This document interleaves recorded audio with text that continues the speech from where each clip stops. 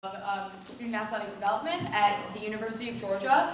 Our very own alumni here, he played under Coach Bowden from 1986 to 1989, and if you know anything about Florida State football and Coach Bowden, that was where some of his favorite years, it was the start of his really big reign and just really when he took off as a coach. So without further ado, I give you Dr. Magdi El Shahawy.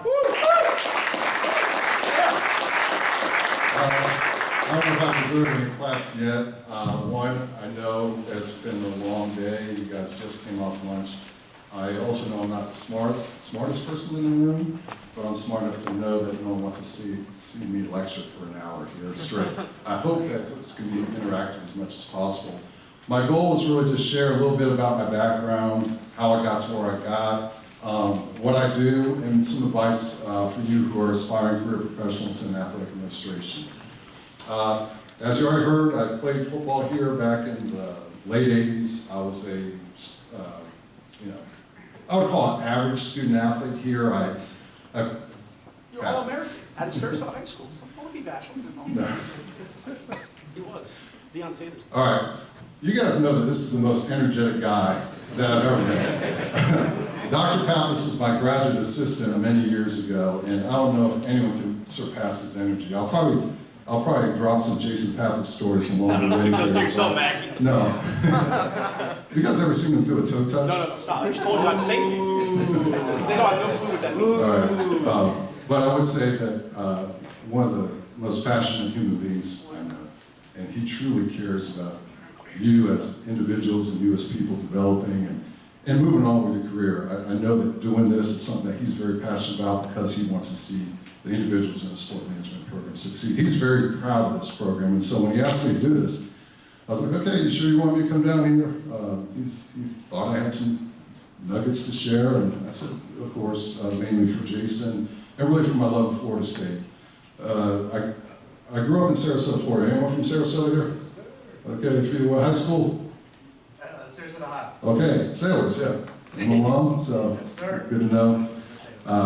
Got here in 1986, played 3 years, suffered a back injury which forced me to sort of retire from football. I couldn't play my senior year, but what seemed at the time as a setback was really a setup for something bigger for me in my life.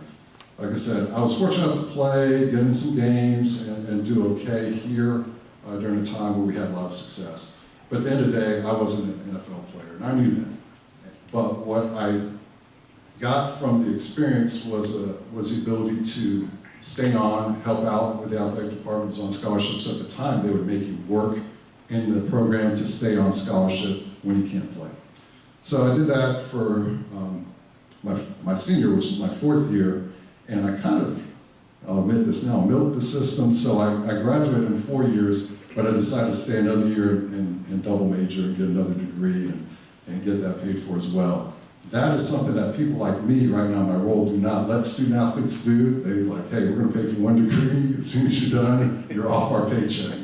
But with that, I had an opportunity, I didn't know what I was gonna do. Of course, the vision for a lot of young men who come into a football program like Florida State is, you're gonna play in the NFL, you're gonna make a lot of money, you're gonna retire, you're gonna own a business, you're not gonna really have to have a serious job the rest of your life.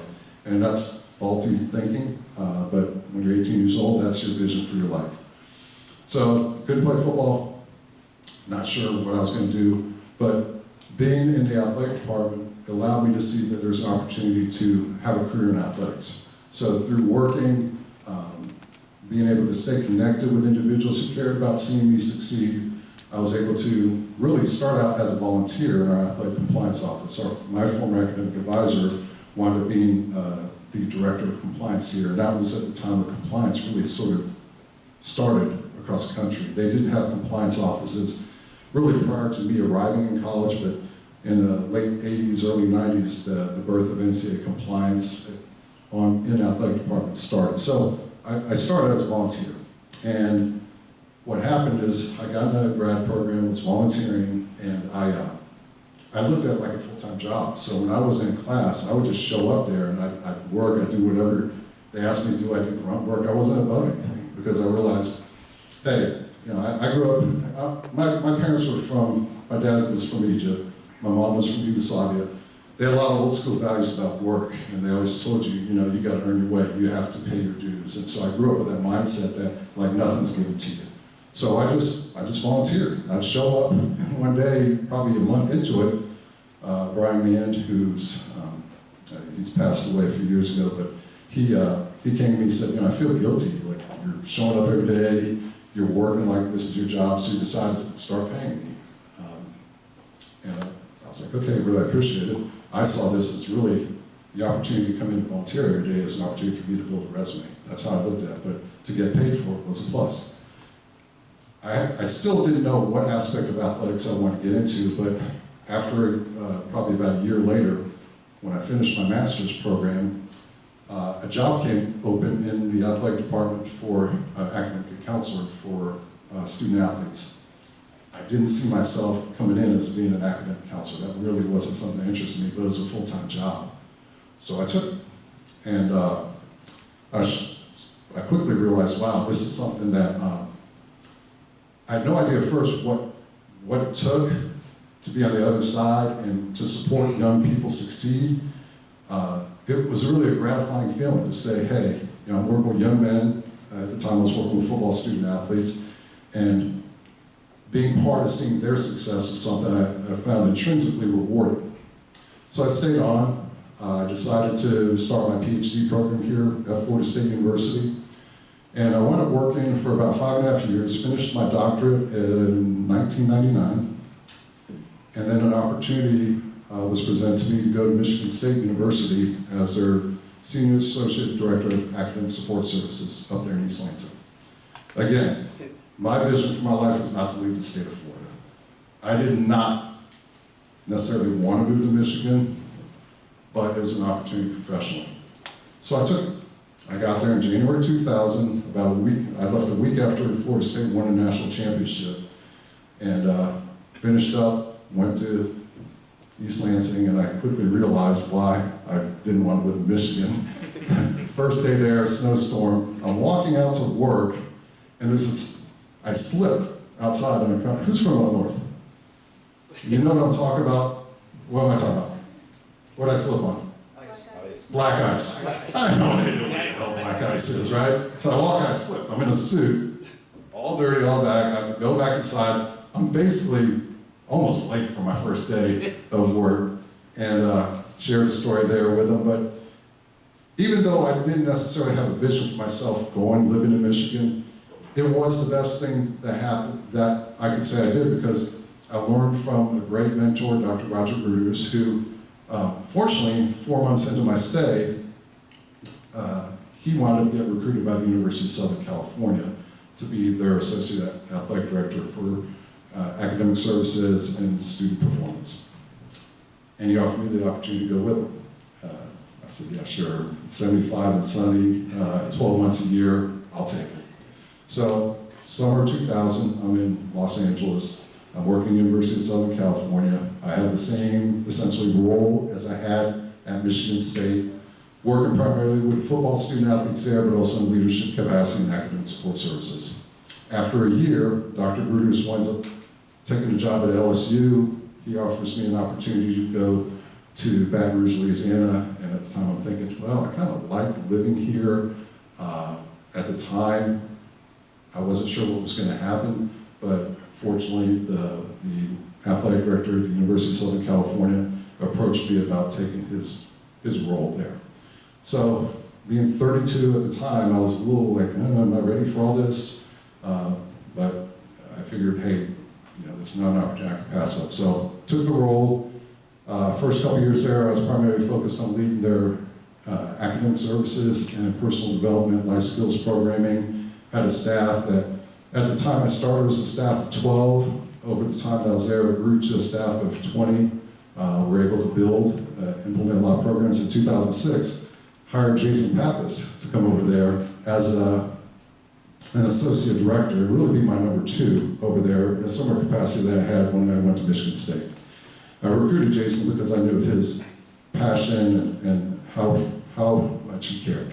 And there's a saying that John Maxwell has. I don't know if any of you are readers of John Maxwell, but the saying, people don't care about how much you know until they know how much you care. That was Jason. That's the kind of people I like to surround myself with.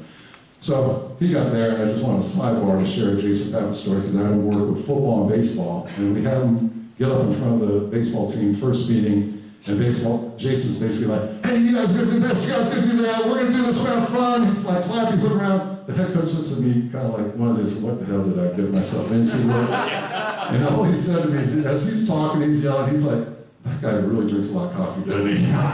So, little Jason Pappas sidebar. Anyway, worked at USC for 18 years. Didn't go there with the idea that I'd be there that long, but I really enjoyed what I did. I really loved where I was living, loved the community that I was in, and enjoyed the campus and the culture. Over the course of time, picked up some responsibilities. I expanded from the role of leading academic support into being a senior associate athletic director there.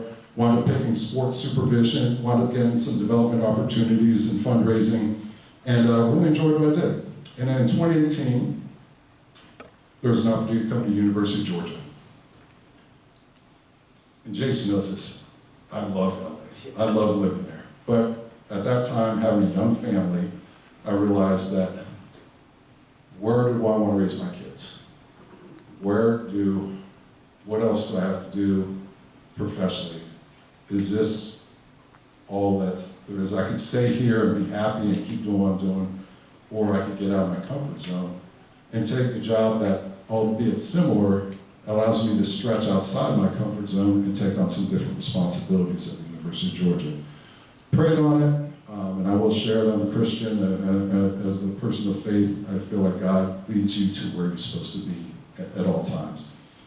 Took that job, arrived there September 2018, and I'm currently a deputy athletic director, so it was a promotion in title responsibilities, which, of course, if it was purely lateral, I wouldn't do it. But to take that opportunity, I can say right now is the best thing I did to this point. I love the Athens community. It's a great place to raise my two boys.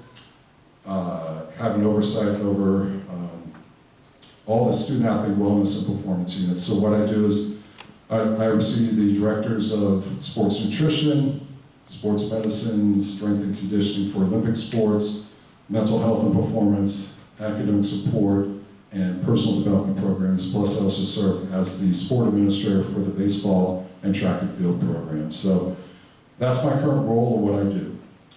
Again, enjoy it, love it. I will say this, my passion coming in, and I go back to the time at Florida State, was working with young people, and as an advisor, I really enjoyed that interaction energy. The downward side to rising in this profession is having a passion connection with young people. The further you go up, the less of that connection you get working with young people. So you have to be really intentional. I have to be intentional to make sure I'm present and getting in front of student athletes and teams, particularly the teams that I supervise. I make that a priority for me because that is something I value highly. So with that, I'm going to just give you guys some nuggets, particularly getting started. I would tell all of you here to identify an area that you're passionate about and be intentional in doing informational interviews. I don't know if any of you have done that already. I don't know how many of you are already doing like graduate assistantships or internships in the athletic department here at Florida State, or if some of you are from outside Florida State. I would just encourage you to, one, seek out those opportunities on the campuses you're at while you're pursuing your education. I mentioned I volunteered. I would tell you not to be above volunteering. Okay, if that gets your foot in the door, volunteer.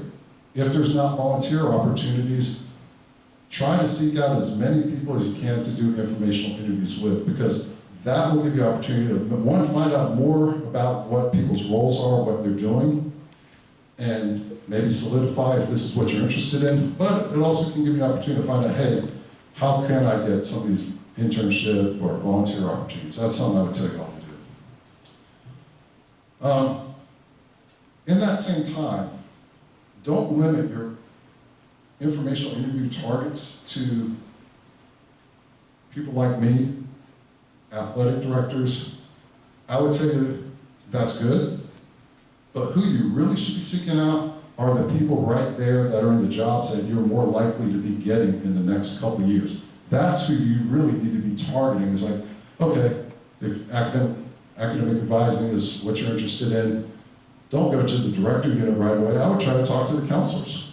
Talk to them. They're going to share with you more valuable information than the directors are. Often, those are the people who might be hiring internship or looking for help, as Jason knows. I mean, I hired him as a grad assistant when I was a counselor.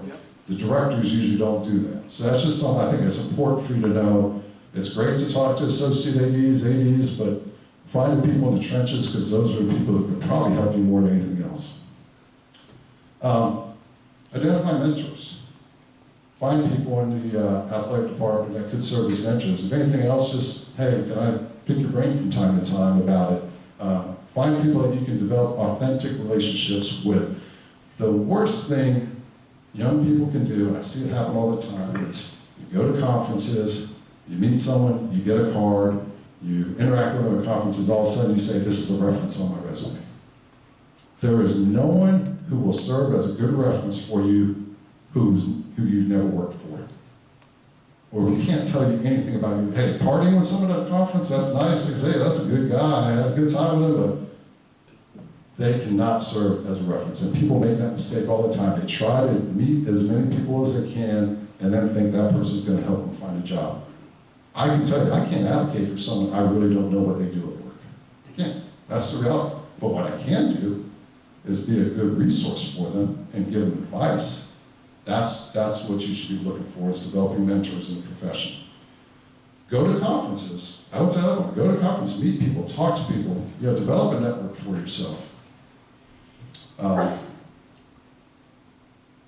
when you do get that opportunity, I mentioned I was a volunteer way back then. Do more than you're asked to do. Plain and simple. There's another mistake that I see people in the profession do as interns, graduate assistants, is they just watch the clock, they do the minimum, they don't ask how they can help, and then they don't enjoy doing the menial tasks. Do more with a smile. What I took upon myself way back when is when I was asked to file things, when I was asked to shred things, I was reading what I was filing. I was like, okay, what's this document here? And then I'd ask questions. I'd go back and go, hey, I was saying I was filing this stuff, what's the purpose? So it was an educational opportunity. That's how I took it.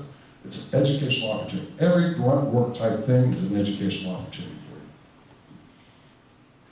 you. Okay, once you have the job, you're not networking anymore to get a job, you have the job.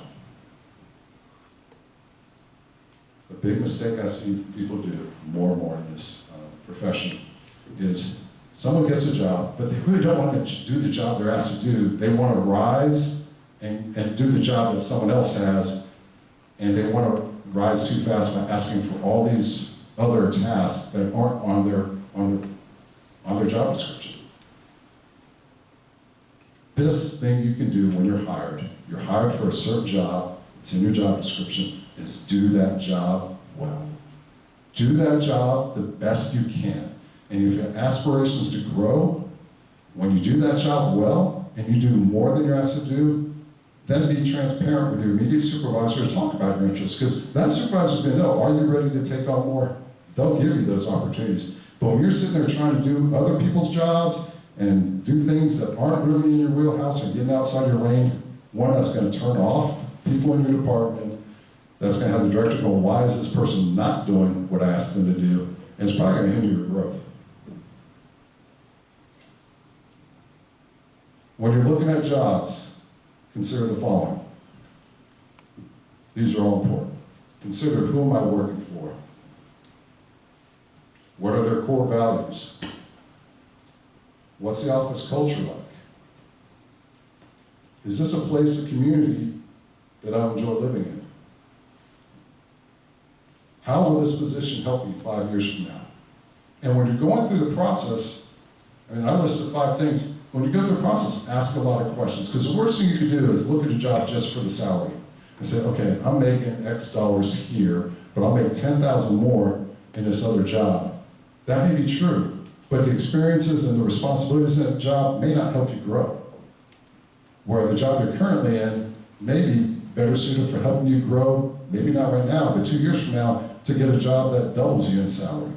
So don't look at jobs just for salary. Be mindful of culture. Sometimes people don't pay enough attention to this. The worst thing you do is take a good job in a bad culture. You'll be miserable. You will be miserable. And you will not succeed. And you'll want to get out as soon as possible. Make sure you understand the culture that's there.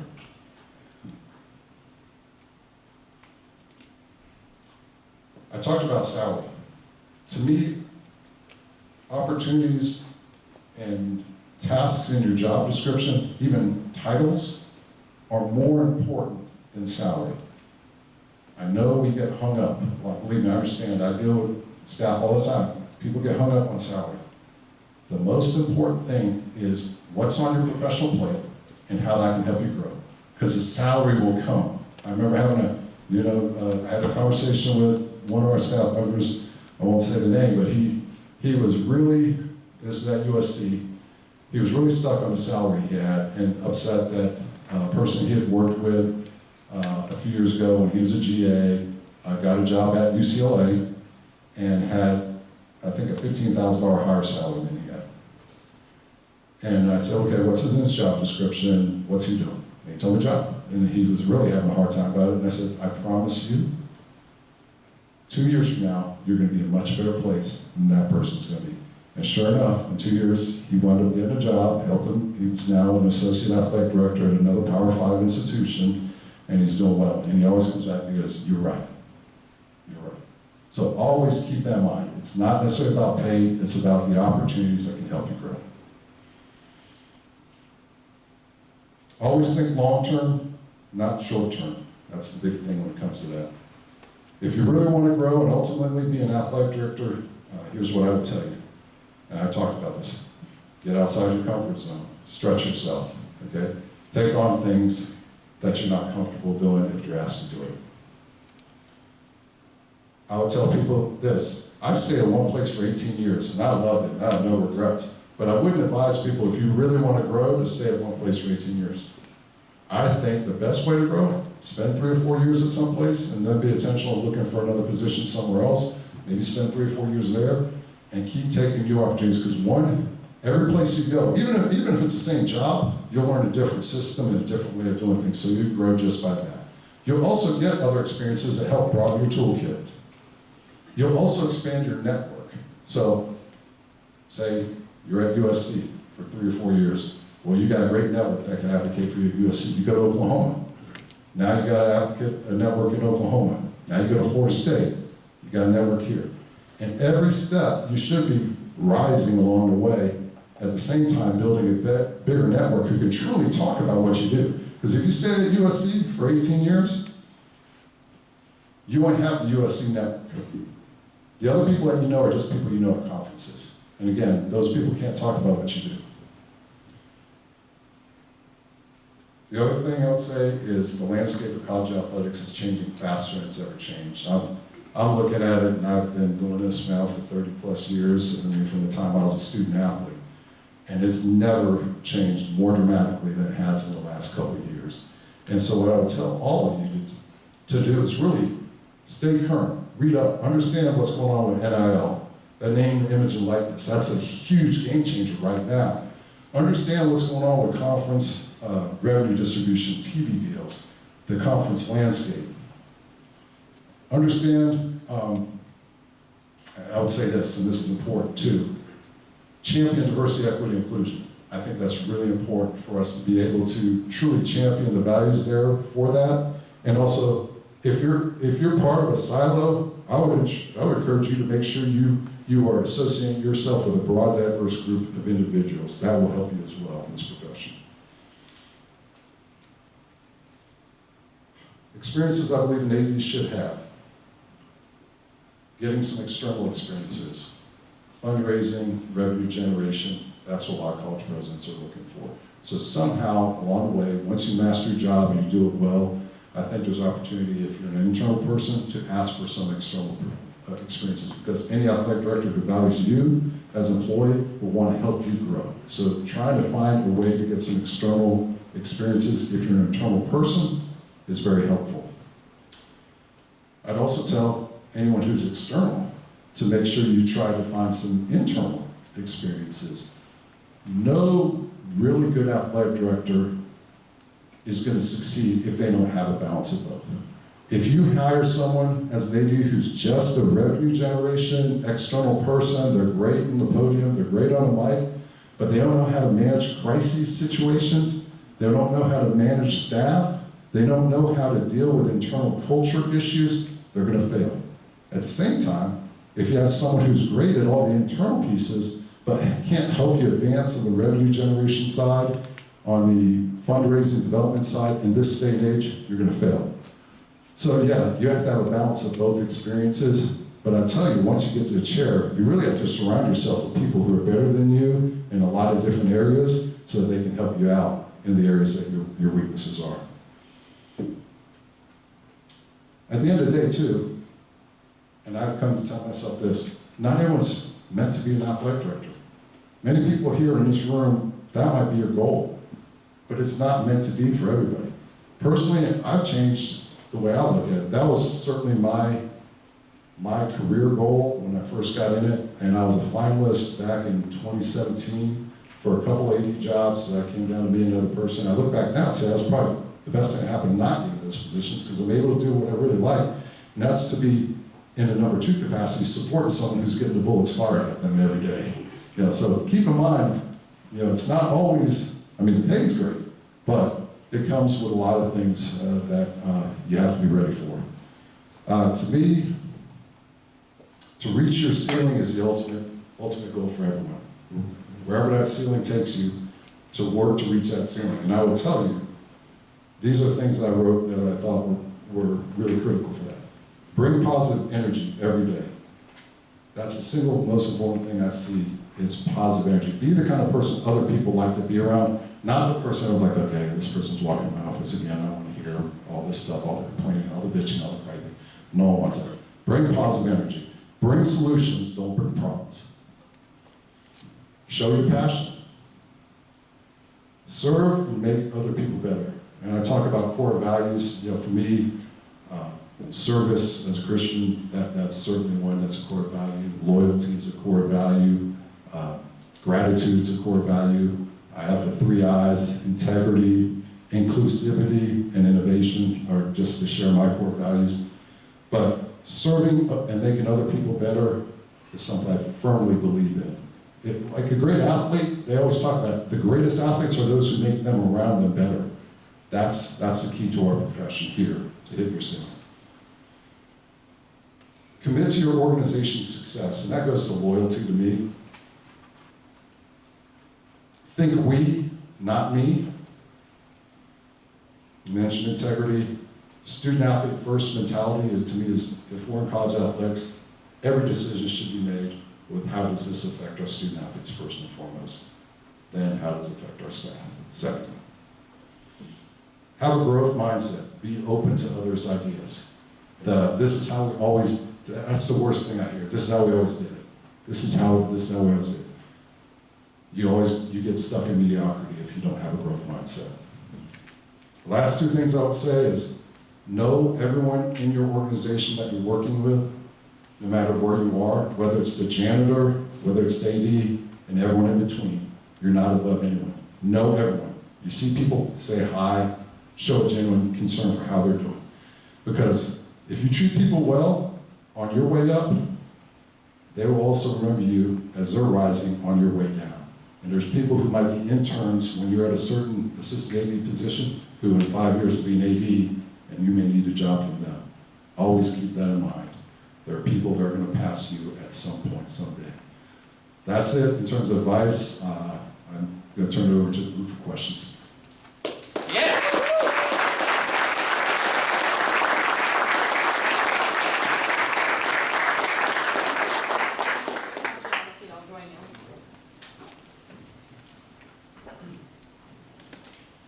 Or I gotta send those questions via Twitter. Oh, it's on.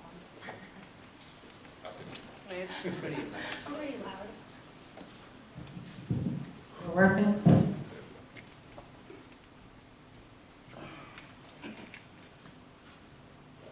Well, I'm curious. curious to know that now that you've reached this position, do you still feel like you have room to go and grow? And you know what those next steps might look like? I think you always have room to grow. Even if it's the last position you have, there's always ways to maximize and test your leadership every day. And one of the things is athletics is constantly changing. So there's things like NIL, you wouldn't have even known 2 years ago. So now to get involved in the leadership of how we're attacking that, you know, addressing things like collectives that you guys are hearing about and how we're managing those groups is something that is always going to happen in this field. So being a part of leading people through change is a way to continue growing. Do you have any anticipation for how the NIL might affect your job as, you know, being integral in player development? Well, one of the things that we're all trying to figure out, because we're essentially building a plane as we're flying it when it comes to NIL. No one really truly knows the long-term consequences, but I think at the core with athletic departments, athletic associations, there's always a concern and a reality that some of your money that you get from your donors and your fundraising efforts will now channel from capital projects that are important for you to providing resources for student athletes to these collectives and to the student athletes themselves. So how do you balance both of them? How are you still able to manage what you're doing to provide resources, scholarship endowments, things of that nature to keep yourself afloat in your current operations, yet still make sure that the student athletes are benefiting from NIL with your supporters? Joey White's curious about what your favorite memory was as a student athlete at Florida State. Wow, I would say probably for me was the Fiesta Bowl. It would have been my sophomore year, and it was the first year in the streak of 14 straight top 4 finishes that Florida State had. It was a very special season. We won the game. We beat Nebraska in the last minutes. We finished number 2 in the national rankings. We probably had the best team in the country. That year we lost to Miami in a game. They won the national title, but we were beating them 19-3 at the end of 3 quarters, and we imploded in the 4th quarter, lost by 1. But that finish, the welcome we got back in Tallahassee, and just the experience of being part of it and playing on the team, and that was probably my best season in my years playing and contributing to the team. So that would be it. And do you feel that as a student athlete, you kind of have a different understanding and appreciation in now your role? I think it helps because you do understand their experience, and it's a difficult one. If you know what it's like to go through the grind of waking up, sometimes at 5:30 every morning, going through workouts, going through class, coming back, having practice, having mandatory study halls and tutoring, and essentially having your whole day scripted for you. And at the same time, I remember at Florida State, and I shared this earlier with someone, you walk from the library across the Landis Green. I remember seeing people out there sunbathing and having a good time. It can be tough, right?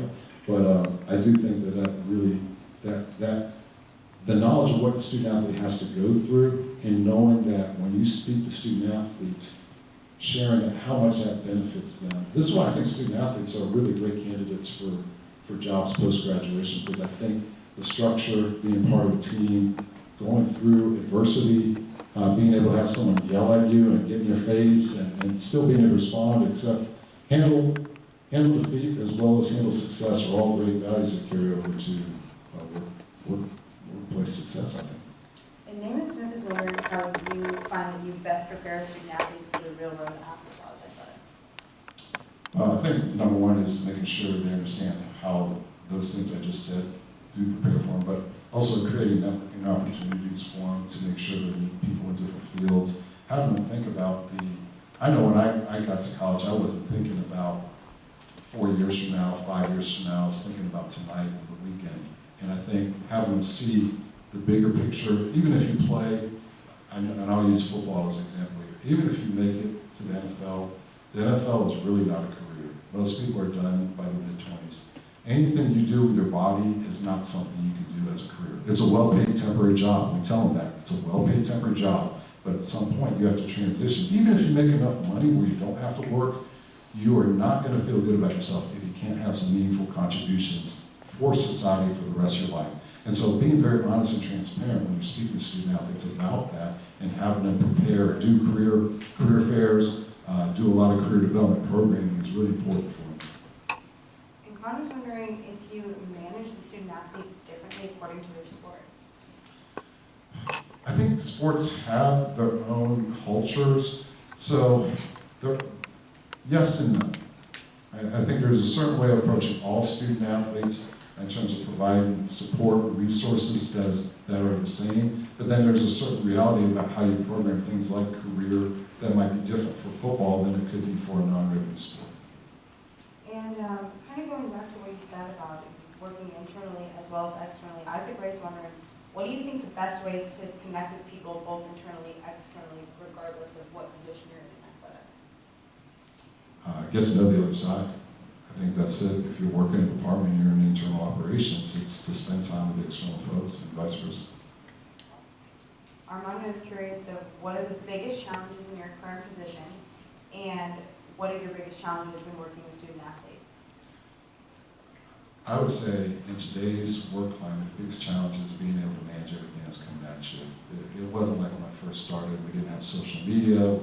I mean, people didn't even have cell phones when I first started. So I mean, your email inbox alone can be a full-time job, and you have to get out of the clutter of managing email from day to day and responding to little issues, because you can just get caught up in busy work all day long and lose sight of keeping the main thing the main thing. So you have to be intentional.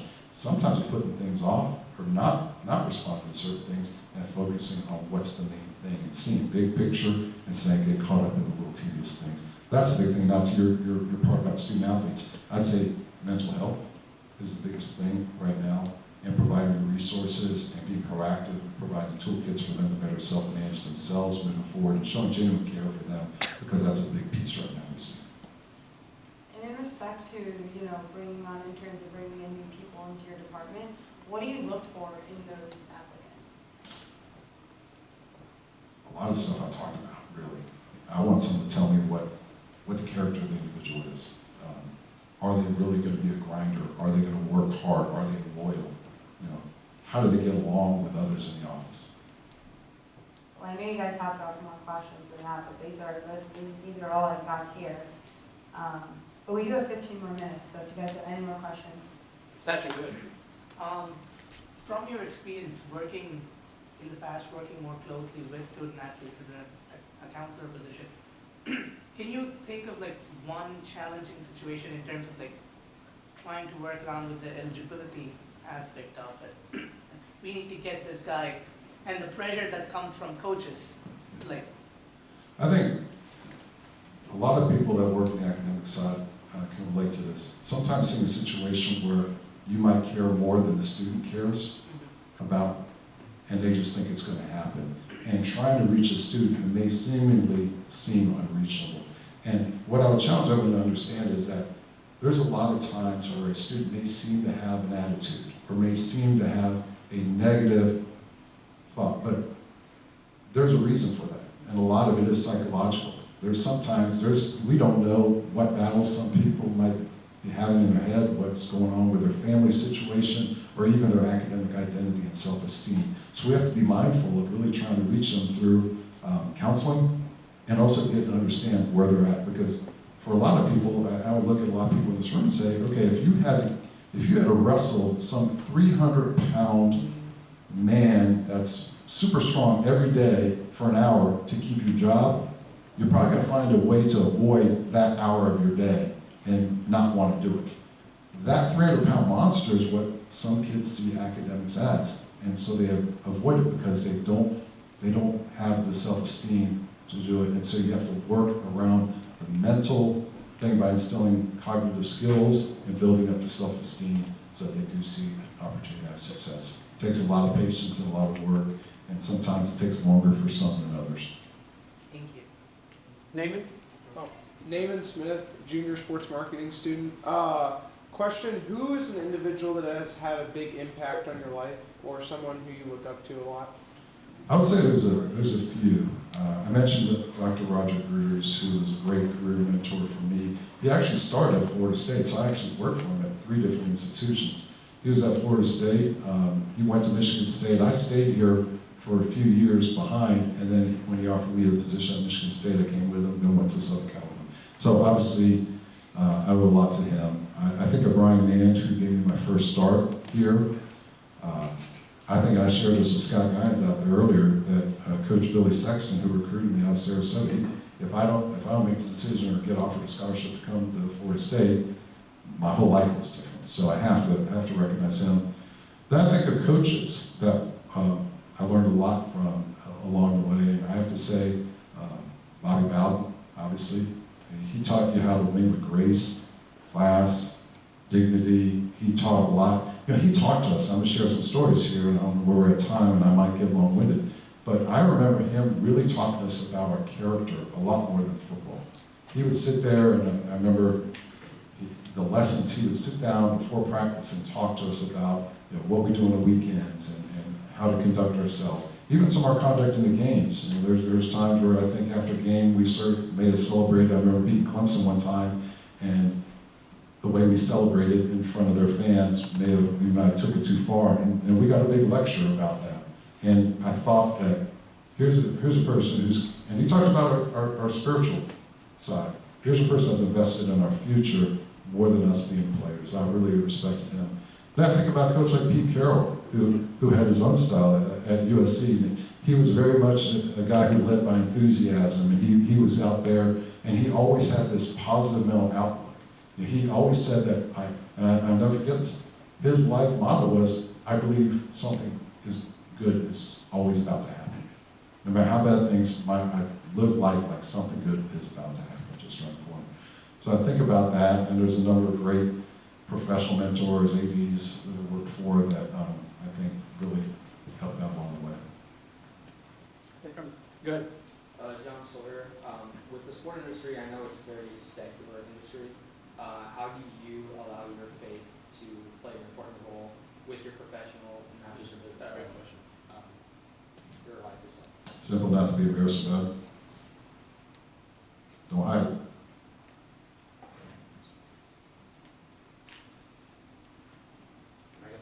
Yeah, James. Good evening, everybody. My name is James Kelly, and even though you can tell by the time of Harvey is listening, so what are you going to Hey, stop. For my undergrad, I was in RA for like 3 to 4 years in athletic roles. And so I kind of have that experience with living with athletes and kind of having those conversations about, hey, it's a life after football.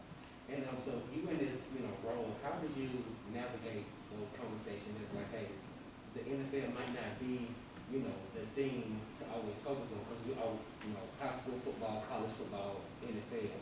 So how did you navigate those conversations, and what techniques did you use?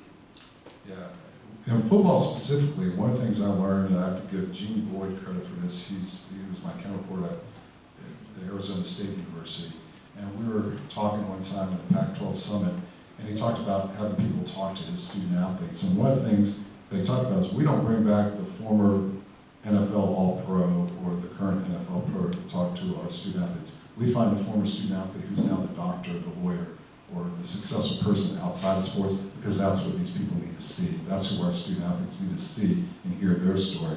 And I really realized that we made the mistake of always trying to find the person who breaks the odds and makes it, and like I'll just use the Reggie Bushes or Matt Leinerts of the world to talk to our student athletes, where most of our student athletes aren't them. So they need to hear from the people who are actually having success in a wide array of fields. That's what we do. Yep, in the back. There we go, Matt. Matt Nelson, sports management. I heard you speak a lot about loyalty. I wanted to know how you balance, being loyal maybe to a program, but also, having to grow in your position and wanting to go other places as well.